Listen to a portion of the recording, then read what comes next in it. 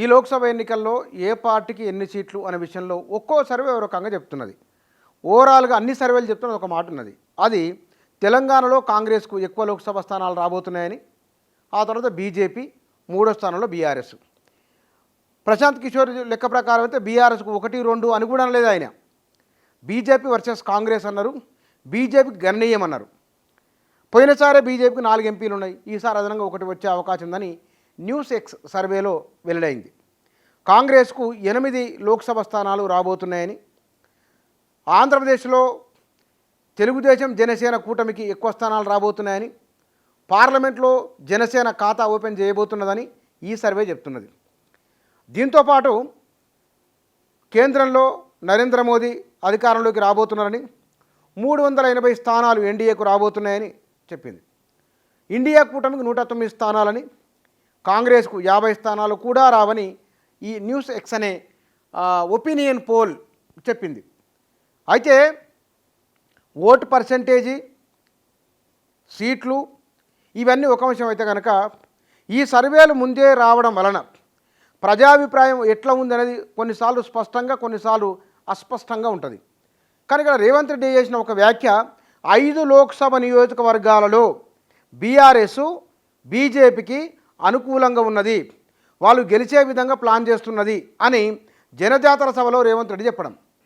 ఈ చెప్పడం వెనుక బహుశా ఈ 8 స్థానాలు బీజేపీకు 5 స్థానాలు అని అనుకున్నప్పుడు, మరి ఆయన మైండ్ గేమ్లో భాగంగానే అన్నారా, లేకపోతే ఆయనకు ఏమైనా సమాచారం ఉన్నదా, ఆ విషయాలు మనకు తెలియవు. కానీ ఈ ఒపీనియన్ పోల్, మొన్న సీ ఓటర్ ఒపీనియన్ పోల్ ఓ రకంగా ఉన్నది, టైమ్స్ నౌ ఓ రకంగా ఉన్నది, ఇంగ్లీషు ఛానళ్ళు, హిందీ ఛానళ్ళు, ఇంగ్లీష్ హిందీ పత్రికలు, వాటి సంస్థలు చేస్తున్న సర్వేల్లో విభిన్నమైన, అంటే ఒకదానికొకటి పోలిక లేవు, విడివిడిగానే ఉన్నాయి. అవి ఒక సర్వే చెప్పిన అంశాన్ని మరో సర్వే చెప్పడం లేదు. అయితే క్షేత్రస్థాయిలో ఉన్న ఓటరు భావన ఏమిటి? మనం ఒక నియోజకవర్గంలో అసెంబ్లీ అయితే కనుక 2 లక్షలు, పార్లమెంట్ నియోజకవర్గం అయితే కనుక 15 లక్షల వరకు లోపు ఓటర్లు ఉంటారు. దాంట్లో 5,000 మంది ఒపీనియన్ 10,000 తీసుకుంటే కనుక అది ఏ మూలకు సరిపోయేది కాదు. అయినా సరే తీసుకున్నారు అనుకుందాం.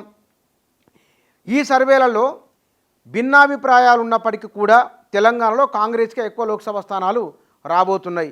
ఎంత ఎక్కువ? 8, 10 లోపు సర్వేలు చెప్తున్నాయి. 14 స్థానాలని కాంగ్రెస్ పార్టీ చెప్తున్నది. పైగా ఎన్డీఏ కూటమికి 240 స్థానాల వరకని రేవంత్ రెడ్డి అంటున్నారు. ఇండియా కూటమి అధికారంలోకి వస్తుందని చెప్తున్నారు.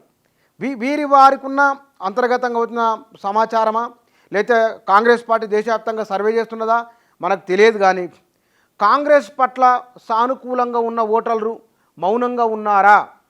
ఎందుకంటే మరీ అన్ని సర్వేలలో కాంగ్రెస్ తక్కువ అంటున్నారు.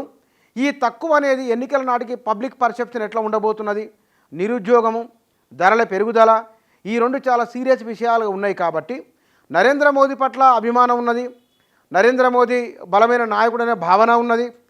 సరే, ఆయన చేసింది ఏమిటనే విషయాలు పక్కన పెడితే కనుక ఒక మెజారిటీ ప్రజలు నరేంద్ర మోడీ పట్ల అనుకూలంగా, సానుకూలంగానే ఉన్నారు. కానీ మరి కాంగ్రెస్ పార్టీ పట్ల ఎట్లా ఉన్నారు? ఈసారి ఎందుకో తటస్థమైన వాతావరణం అట్లా కనబడుతూ ఉన్నది. చాలామంది అభిప్రాయాన్ని చెప్పడం లేదు, చెప్పినా అది ఇదమిదంగానే ఉన్నట్లు అర్థమవుతున్నది.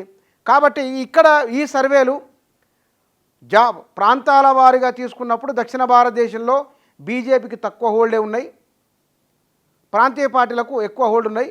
కాంగ్రెస్ పార్టీకి మాత్రం తెలంగాణలో ఎక్కువ హోల్డ్ కనబడుతూ ఉన్నది. ఇది సర్వేకి సంబంధించిన విషయం.